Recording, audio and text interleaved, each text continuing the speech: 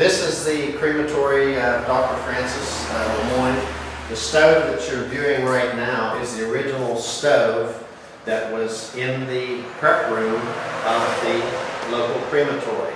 The only thing that has been done, needless to say, is the pipe has been removed, and basically that was to keep the birds and the squirrels from coming into the building.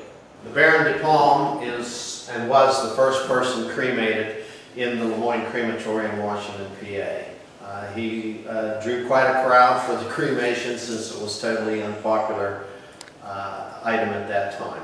The graffiti that you see on the walls of the crematory comes from a majority of the young people and the students from around Washington, PA. They actually put their names and their hometown locations, and a lot of these in the preparation room were from Trinity Hall, the Washington Female Seminary, and Washington and Jefferson College students. This was found under the wallpaper, which they assumed was original when they worked on this in 1990. And underneath the wallpaper they found this, which indicated evidently that this was not original wallpaper at the time frame.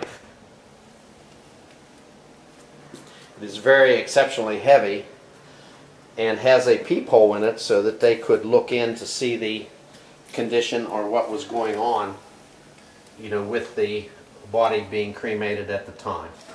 The oven technically is a baking oven in which the bodies were cremated. The flames never touched the body.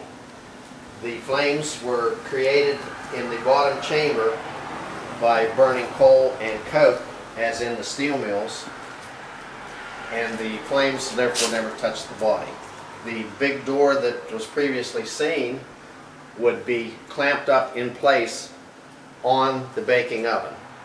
The temperatures, it took 18 to 30 hours to get the oven the correct temperature to cremate a body, and however it only took usually about an hour and a half to cremate any body, depending on the weight of the individual put in the chamber.